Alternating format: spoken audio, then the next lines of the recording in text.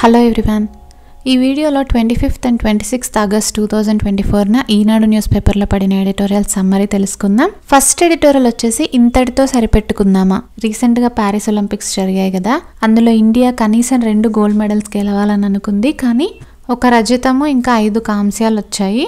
అంటే 1 silver medal ఇంకా 5 bronze medals వచ్చాయి. అయితే ఎందుకు చిన్న చిన్న దేశాలు కూడా గోల్డ్ మెడల్స్ గెలుచుకున్నప్పుడు ఇంత జనాభా ఉన్న మన దేశానికి ఇంకా ఎక్కువ మెడల్స్ ఎందుకు రాలేదు అని మనం అనలైజ్ చేసినట్టయితే మన క్రీడాకారులు చాలా మంది ఒత్తిడిని సమర్థంగా ఎదుర్కోలేకపోతున్నారు, అంటే స్ట్రెస్ని హ్యాండిల్ చేసుకోలేకపోతున్నారు. రీసెంట్గా జరిగిన ప్యారిస్ ఒలింపిక్స్లో చాలామంది సీనియర్ క్రీడాకారులు కూడా ఒత్తిడిని హ్యాండిల్ చేసుకోలేకపోయారు. తర్వాత మన దేశం నుంచి ఎక్కువ మెడల్స్ రాకపోవడానికి ఇంకొక కారణం ఏంటంటే, మన దేశంలో పిల్లల్ని క్రీడల వైపు అంతగా ఎంకరేజ్ చేయరు. ఎందుకంటే స్పోర్ట్స్లోకి వెళ్తే పిల్లలకి సరైన కెరీర్ ఉండదు అని చెప్పి తల్లిదండ్రులు అటువైపుగా ఎంకరేజ్ చేయకపోవడం కూడా ఒక కారణమే. ఇంకా వేరే దేశాల్లో ఎవరైతే ఎక్కువగా మెడల్స్ గెలుచుకున్నారో ఆ దేశాల్లో చూసినట్టయితే పార్కుల్లోనే పిల్లలకు ఉపయోగపడే స్కేటింగ్ ట్రాక్లు, సైక్లింగ్ ట్రాక్లు కూడా ఉంటాయి. కానీ మన పార్కుల్లో వచ్చేసి చాలా పార్కులు కేవలం వాకింగ్కి లేదంటే కాలక్షేపం చేయడానికి మాత్రమే ఉపయోగపడతాయి. కాబట్టి మన దేశంలో కూడా పిల్లల్ని క్రీడల వైపు కూడా ప్రోత్సహించాలి. అంటే వాళ్ళకి ఇంట్రెస్ట్ ఉన్నట్టయితే వాళ్ళకి ఆటల్లో శిక్షణ ఇప్పించడము, ఇంకా ప్రభుత్వాలు శిక్షకుల్ని పెంచి అంటే స్పోర్ట్స్ కోచ్ల సంఖ్యని పెంచి ఇంకా స్పోర్ట్స్ అకాడమీలలో అధునాతన సౌకర్యాలు కల్పించి మంచి క్రీడాకారులను తయారు చేసినట్టయితే మన దేశం నుంచి కూడా చాలా మెడల్స్ వచ్చే అవకాశం ఉంటుంది. తర్వాత అన్నిటికన్నా ముఖ్యంగా క్రీడాకారులకి ఒత్తిడిని తట్టుకునేలాగా శిక్షణ ఇవ్వాలి. ఈ ఎడిటోరియల్ వంశీకృష్ణ గారు రాశారు. నెక్స్ట్ ఒక డేటా పబ్లిష్ చేశారు. మరో ముప్పు ముంగిట ప్రపంచం. గ్లోబల్ పీస్ ఇండెక్స్ 2023 ప్రకారం ప్రపంచంలో తయారయ్యే అన్ని సెమీకండక్టర్లలో 20% సెమీకండక్టర్లు తైవాన్లోనే తయారవుతాయి. తర్వాత లాజిక్ సెమీకండక్టర్లు వచ్చేసి 37% తైవాన్లోనే తయారవుతాయి. ఇంకా అడ్వాన్స్డ్ లాజిక్ సెమీకండక్టర్లు వచ్చేసి 92% తైవాన్లోనే తయారవుతాయి. అయితే ఎప్పటి నుంచో చైనాలో కలిపేసుకోవాలని విపరీత చర్యలకు పాల్పడుతుంది. ఒకవేళ చైనా తైవాన్ని ఆక్రమించుకొని కట్టడి చేసినట్టయితే ప్రపంచ ఆర్థిక వ్యవస్థకు ఒక్క సంవత్సరంలో $2.7 లక్షల కోట్ల వరకు నష్టం జరగచ్చు. ఎందుకంటే మనం ఇందాక చెప్పుకున్నాం కదా, సెమీకండక్టర్ల తయారీలో తైవాన్కి చాలా పెద్ద వాటా ఉంది. కాబట్టి కంప్యూటర్లు ఇంకా ఇతర ఎలక్ట్రానిక్స్ ట్రేడ్ అనేది చాలా దెబ్బతింటుంది. అందుకని చైనా తైవాన్ని ఆక్రమించుకున్నట్టయితే దాని ప్రభావం ప్రపంచ దేశాలన్నిటి మీద పడుతుంది. నెక్స్ట్ ఎడిటోరియల్ వచ్చేసి న్యాయం చేసేదెవరు. డిసెంబర్ 2023లో జాతీయ నేర గణాంక సంస్థ విడుదల చేసిన నివేదిక ప్రకారం మన దేశంలో మొత్తం 1330 జైళ్లు ఉన్నాయి. అందులో 4,36,000 మందిని మాత్రమే నిర్బంధించగలుగుతాం. కానీ ప్రస్తుతం అందులో 5,73,000 మందిని ఉంచారు. అందులో శిక్షలు ఖరారైన వాళ్ళు కేవలం 1,33,000 మంది మాత్రమే. మిగతా 4,34,000 మంది విచారణ ఖైదీలే, అంటే అండర్ ట్రయల్ ఖైదీలు అన్నమాట. అంటే వాళ్ళు నేరం చేశారా లేదా అని ఇంకా విచారణలోనే ఉన్న ఖైదీలు. అలా అండర్ ట్రయల్ ఖైదీలలానే చాలా మంది సంవత్సరాల తరబడి జైళ్లలో ఉండిపోతున్నారు. రీసెంట్ గా సుప్రీంకోర్టు ఏమని చెప్పిందంటే, భారతీయ నాగరిక సురక్షా సంహితలోని 479 సెక్షన్ కింద విచారణ ఖైదీల్లో అర్హత ఉన్న వారికి బెయిల్ ఇచ్చేందుకు ఏర్పాటు చేయాలి అని చెప్పింది. అర్హత ఉన్న వాళ్ళు అంటే ఫస్ట్ టైం నేరం చేసిన వాళ్ళు, ఇంకా ఏ నేరం చేశారు అని చెప్పి ఆరోపణ ఉందో ఆ నేరం ఒకవేళ రుజువైతే వాళ్ళకి ఎంత శిక్ష పడుతుందో దాంట్లో 3వ వంతు కాలాన్ని ఆల్రెడీ జైల్లో గడిపేసి ఉన్నట్టయితే ఈ 479 సెక్షన్ కింద బెయిల్ తీసుకోవచ్చు అని చెప్పింది. కాకపోతే తీవ్రమైన నేరారోపణలు ఉన్న వాళ్ళకి మాత్రం ఈ రూల్ వర్తించదు. సుప్రీంకోర్టు ఇలా నిర్ణయం తీసుకోవడం ఎందుకు మంచి విషయము అనంటే, చాలామంది విచారణ ఖైదీలు సంవత్సరాల తరబడి జైళ్లలో మగ్గిపోవడము, ఆ విచారణ ఖైదీల్లో ఎక్కువ మంది నిరక్షరాస్యులు లేదంటే 10వ తరగతి లోపే చదువుకి దూరమైన వారే ఉన్నారు.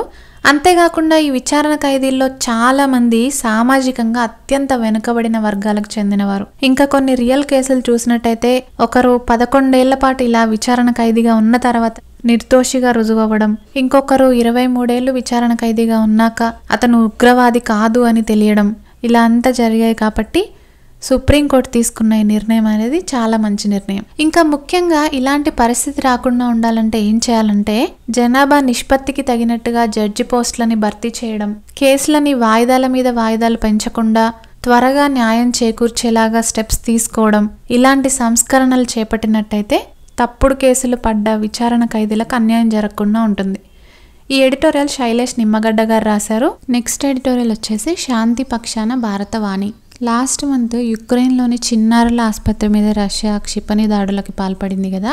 అదే రోజు రష్యా అధ్యక్షుడు పుతిన్తో భారతదేశ ప్రధాని మోడీ మీట్ అవ్వడం గురించి యుక్రెయిన్ అధినేత జెలెన్స్కీ తీవ్ర నిరాశ వ్యక్తం చేశారు. ఎందుకంటే వాళ్ళ మీద యుద్ధం చేస్తున్న వాళ్ళని సపోర్ట్ చేసినట్టు అవుతుంది కదా. ఈ విషయం గురించి అమెరికా కూడా కొంచెం నెగిటివ్గా మాట్లాడింది. అయితే ఇండియా ఏం చెప్పిందంటే ప్రస్తుతం ఉన్న ప్రపంచంలో ఏ దేశాలతో సంబంధాలు మెయింటైన్ చేయాలి అనేది ఆ నిర్ణయం తీసుకోవడం ప్రతి దేశానికి హక్కు ఉంటుంది అని చెప్పి ఇండియా సమాధానం చెప్పింది. అయితే యుక్రెయిన్ మీద యుద్ధం స్టార్ట్ చేసినప్పటి నుంచి రష్యా మీద చాలా దేశాలు ఆంక్షలు అనేవి పెట్టాయి. కానీ ఇండియా మాత్రం రష్యాతో మంచి సంబంధాలే మెయింటైన్ చేస్తుంది. ఎందుకంటే మన దేశ ప్రయోజనాల కోసం ఇండియా రష్యాతో మంచి సంబంధాలే మెయింటైన్ చేస్తుంది. అంతేకాకుండా ఇండియా యుద్ధం దేనికి పరిష్కారం చూపించదు, శాంతియుతంగా పరిష్కరించుకోవాలి అని చెప్తూ కూడా వస్తుంది. రీసెంట్గా భారతదేశ ప్రధానమంత్రి యుక్రెయిన్లో పర్యటించినప్పుడు ఈ విషయాన్ని మళ్ళీ చెప్పారు. ఏంటంటే యుద్ధాన్ని భారతదేశం ఎప్పుడు సపోర్ట్ చేయదు అని చెప్పి. తర్వాత యుక్రెయిన్కి రష్యాకి మధ్య శాంతి కుదర్చడానికి చేసే ప్రయత్నాల్లో ఇండియా కూడా బాధ్యత తీసుకోవడానికి రెడీగా ఉంది అని చెప్పారు. అయితే ప్రస్తుతం ఇండియాకి రష్యాతో ఎందుకు మంచి సంబంధాలు అవసరమో అని అంటే చైనా తరచూ మన భూభాగాల్ని తనవిగా చెప్పుకుంటూ ఆక్రమించుకోవడానికి ప్రయత్నిస్తూ ఉంది. ఇంకా ఇండియాని ఇబ్బంది పెట్టాలి అని చెప్పి పాకిస్తాన్కి కూడా అది సపోర్ట్ చేస్తూ ఉంది. కాబట్టి ఇలాంటి పరిస్థితుల్లో రష్యాతోనూ ఇంకా అమెరికాతోనూ ఇండియాకి మంచి సంబంధాలు అనేవి అవసరం. కానీ అమెరికాని మనం పూర్తిగా నమ్మలేం. ఎందుకు అనంటే గతంలో అమెరికా దాని ప్రయోజనాల కోసం జమ్మూ కాశ్మీర్ విషయంలో భారతదేశాన్ని వ్యతిరేకించింది. కాబట్టి మన ప్రయోజనాల్ని దృష్టిలో పెట్టుకొని మనం రష్యాతో కూడా మంచి సంబంధాలు మెయింటైన్ చేయాల్సిన అవసరం అనేది ఉంది. అయితే యుక్రెయిన్ విషయం చూసుకున్నట్టయితే చాలా దేశాలకి గోధుమ, మొక్కజొన్న, వంట నూనెల్ని ఆ దేశం ఎగుమతి చేసేది. ఇండియా వచ్చేసి ఎక్కువగా పొద్దుతిరుగుడు నూనె అంటే సన్ఫ్లవర్ ఆయిల్ యుక్రెయిన్ నుంచే దిగుమతి చేసుకునేది. భారతదేశం నుంచి మెడిసిన్స్, ఉక్కు ఇలాంటివి యుక్రెయిన్ దిగుమతి చేసుకునేది. అయితే యుద్ధం వల్ల అక్కడ లక్షల ఎకరాల పొలాలు నాశనం అయిపోవడం వల్ల ఈ దిగుమతులు అనేవి చాలా దెబ్బతిన్నాయి. ఇంకా ఆఫ్రికా, పశ్చిమాసియా దేశాల్లో ఆహార లోటు అనేది పెరిగింది. అయితే రీసెంట్గా భారతదేశానికి యుక్రెయిన్కి జరిగిన మీటింగ్లో ఏమని డిసైడ్ అయ్యారంటే ఈ దిగుమతుల్ని మళ్ళీ తిరిగి మామూలు స్థితికి తీసుకురావాలి అని చెప్పి డిసైడ్ అయ్యారు. వ్యవసాయం, సైబర్ భద్రత, రక్షణ రంగాల్లో కూడా ఇండియాకి యుక్రెయిన్కి మధ్య పరస్పర సహకారం ఉంచుకోవాలి అని చెప్పి డిసైడ్ అయ్యారు. ఇలా అందరితో మంచి సంబంధాలు మెయింటైన్ చేస్తూనే యుద్ధం ఆగిపోయి పరిస్థితులు మెరుగుపడేలాగా చేసే ప్రయత్నాల్లో ఇండియా కూడా బాధ్యత తీసుకున్నట్టయితే అది ప్రపంచం మొత్తానికి హెల్ప్ చేస్తుంది. నెక్స్ట్ ఎడిటోరియల్ వచ్చేసి పొలం నుంచి పొట్టలోకి విషం. వ్యవసాయ రంగంలో చీడపీడల బెడద అనేది ఎక్కువ అవుతూ ఉంది కదా. దాని గురించి పురుగు మందుల వాడకం కూడా చాలా పెరుగుతుంది. అయితే ఇలా ఎక్కువగా పురుగు మందులు వాడడం వల్ల 2 నష్టాలు ఉన్నాయి. అవి ఏంటంటే వాటి ద్వారా పండించే ఆహార పదార్థాలు కూడా విషపూరితం అవ్వడం, ఇంకా ఆ మందులు చల్లుతున్న రైతులు కూడా ఆ మందుల ప్రభావానికి గురై ప్రాణాలు కోల్పోతూ ఉండడం. Asia Pacific pesticides action network survey ప్రకారం మన దేశంలో అత్యంత ప్రమాదకర పురుగు మందుల వాడకం అనేది ప్రతి సంవత్సరం పెరుగుతూ ఉంది. వరల్డ్ హెల్త్ ఆర్గనైజేషన్ రీసెర్చ్ రిపోర్ట్లో కూడా ఇదే రుజువైంది. ఇంకా జాతీయ నేర గణాంక సంస్థ రిపోర్టు ప్రకారం ఇలా పురుగు మందులను పిచికారీ చేసే సమయంలో జాగ్రత్తలు తీసుకోకపోవడం వల్ల మన దేశంలో ప్రతి సంవత్సరం 7,000 మంది ప్రాణాలు కోల్పోతున్నారని తెలిసింది. ప్రపంచంలోనే పురుగు మందుల వాడకంలో మన దేశం 4వ స్థానంలో ఉంది. ముఖ్యంగా పంజాబ్లోను, హర్యానాలోను వీటి వాడకం చాలా ఎక్కువగా ఉంది. ఆ తర్వాత స్థానాలు వచ్చేసి ఆంధ్రప్రదేశ్ ఇంకా తెలంగాణవే. తెలుగు రాష్ట్రాల్లో పత్తి సాగులో ఎక్కువగా నకిలీ బీటీ పత్తి సాగు అనేది జరుగుతుంది. అందుకని చీడపీడలు అనేవి ఎక్కువ అవుతున్నాయి. వీటిని తట్టుకోవడానికి పురుగు మందులు అనేవి ఇంకా ఎక్కువగా వాడుతూ ఉన్నారు. ఇంకొక ప్రాబ్లం ఏంటంటే పల్లెటూర్లలో ఈ మధ్య కూలీల కొరత అనేది ఎక్కువగా ఉంది. కాబట్టి కలుపు తీయడానికి రైతులు అత్యంత విషపూరితమైన రసాయనాల్ని వాడుతున్నారు. ఇలా పురుగు మందు పిచికారీలు చేసేటప్పుడు జాగ్రత్తలు తీసుకోకపోవడం వల్ల క్యాన్సర్లు, ఆల్జీమర్స్ వచ్చే అవకాశం ఎక్కువగా ఉంటుందని రీసెర్చ్ రిపోర్ట్స్లో తేలింది.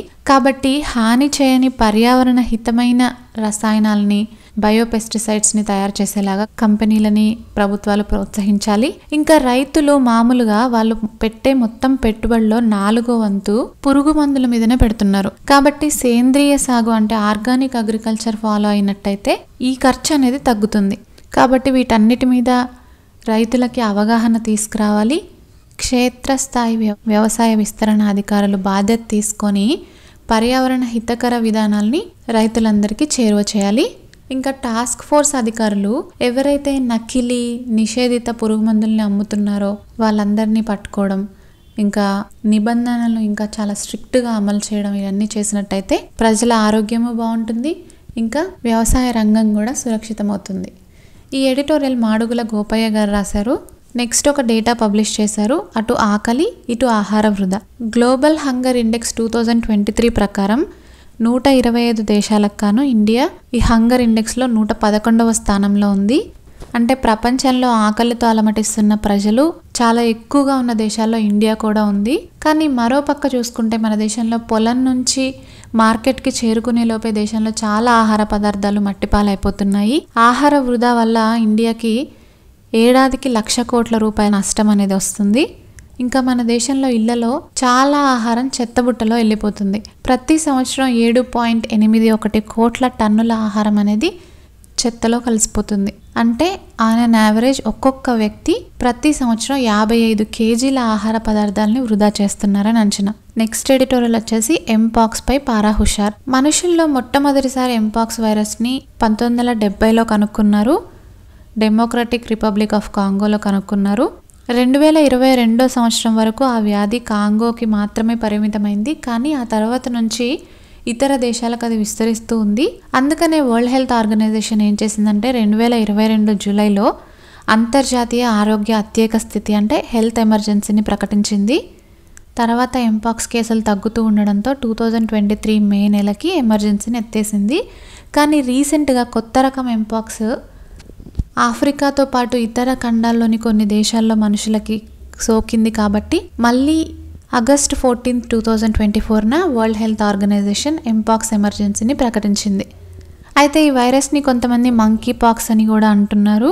కానీ ప్రపంచ ఆరోగ్య సంస్థ దీనికి ఎంపాక్స్ అనే పేరునే ఖరారు చేసింది. ఎందుకు అనంటే అప్పుడు మంకీ పాక్స్ అని ఎందుకు అనేవాళ్ళంటే ఫస్ట్ ఒక జర్మన్ ప్రయోగశాల సింగపూర్ నుంచి దిగుమతి చేసుకున్న కోతిలో ఎంపాక్స్ వైరస్ కనిపించింది కాబట్టి వాళ్ళు మంకీ పాక్స్ అని పిలుచుకున్నారు. కానీ నిజానికి ఎంపాక్స్ అనేది కోతుల నుంచి వ్యాపించదు, ఎలుకల నుంచి ఉడతల నుంచి మనుషులకు వ్యాపిస్తుంది. కాబట్టి ప్రపంచ ఆరోగ్య సంస్థ దీనికి మంకీ పాక్స్ కాకుండా ఎంపాక్స్ అనే పేరుని ఖరారు చేసింది.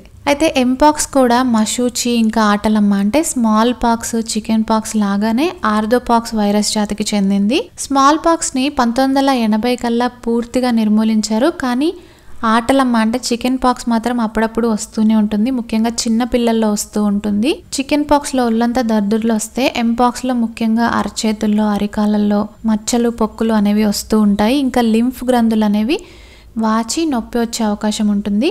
ఇంకా జ్వరం, ఒళ్ళు నొప్పులు కూడా వస్తాయి. అయితే జనరల్గా ఎంపాక్స్ బారిన పడిన వ్యక్తులు తప్పనిసరిగా కోలుకుంటారు. దీనివల్ల మరణించడం అనేది చాలా అరుదు. అయితే స్మాల్ పాక్స్కి ఎవరైతే టీకా తీసుకున్నారో వాళ్ళకి ఎంపాక్స్ నుంచి కూడా రక్షణ లభిస్తుంది. కానీ మన భారతదేశంలో 1978 నుంచి స్మాల్ పాక్స్కి టీకాలు ఇవ్వడం అనేది ఆపేశారు. ఇలా ఈ వైరస్ బారిన ఎవరైనా పడినట్టయితే దీన్ని గుర్తించడం చాలా సులువు. ఎందుకంటే చర్మం మీద మచ్చలు కనిపిస్తాయి కాబట్టి త్వరగా గుర్తించి ఇతరులకు దూరంగా ఉంచి చికిత్స ప్రారంభించాలి. అయితే ప్రస్తుతం దీనికి 2 రకాల టీకాలని తయారు చేశారు. కానీ ఇప్పటివరకు ప్రజలకి పంపిణీ చేయలేదు. అయితే ఆ టీకా కార్యక్రమం మొదలైన తర్వాత 1978 తర్వాత పుట్టిన వాళ్ళకి ఈ టీకా ఇవ్వడానికి ఎక్కువ ప్రాధాన్యం ఇవ్వాలి. ఎందుకంటే అక్కడ నుంచి స్మాల్ పాక్స్కి టీకా ఇవ్వలేదు కాబట్టి ఏదేమైనా సరే ఎంపాక్స్ సోకిన వారు తమంతట తామే కోలుకుంటారు. కాబట్టి దీని గురించి ఎక్కువగా భయపడాల్సిన అవసరం లేదు. కేవలం ఈ వైరస్ సోకిన వారికి దూరంగా ఉండడము, వాళ్ళతో మాట్లాడాల్సి వస్తే మాస్కులు ధరించడం ఇలాంటి జాగ్రత్తలు తీసుకోవాలి. ఇండియాలో వచ్చేసి 2022 జూలై నుంచి 2024 మార్చి వరకు అంటే ప్రపంచ ఆరోగ్య సంస్థ ఎంపాక్స్ ఎమర్జెన్సీ ప్రకటించినప్పుడు మన దేశంలో 30 ఎంపాక్స్ కేసులు వచ్చాయి. కానీ రీసెంట్గా ఎమర్జెన్సీ ప్రకటించిన తర్వాత అంటే ఆగస్ట్ 14, 2024 ప్రకటన తర్వాత కొత్త కేసులు ఏవి నమోదు కాలేదు. భారతదేశానికి ఆఫ్రికన్ల రాకపోకలు తక్కువ కాబట్టి ఎంపాక్స్ ప్రమాదం అంతగా లేదని చెప్పుకోవచ్చు. కాకపోతే మనం జాగ్రత్తలు తీసుకుంటూ ఉండాలి. అయితే మనుషులు పర్యావరణ విధ్వంసానికి పాల్పడుతూ ఉండడం వల్లనే ఇలా జంతువుల నుంచి మనుషులకు వచ్చే వైరస్లు వస్తూ ఉన్నాయి. అంటే ఎంపాక్స్ కానీ కోవిడ్ కానీ ఇలాంటివి వస్తూ ఉన్నాయి. ఇలా జంతువుల నుంచి మనుషులకు వచ్చే వైరస్లని జూనోటిక్ డిసీజెస్ అని అంటారు. కాబట్టి ఇలాంటివి రాకుండా ఉండాలి అని అంటే మనుషులు ప్రకృతితో మంచిగా నడుచుకోవాలి, అంటే ఈకో ఫ్రెండ్లీగా బతకాలి. ఈ editorial professor K Srinath Reddy గారు రాశారు. That's it for this video. This is Aparna. Thank you for listening.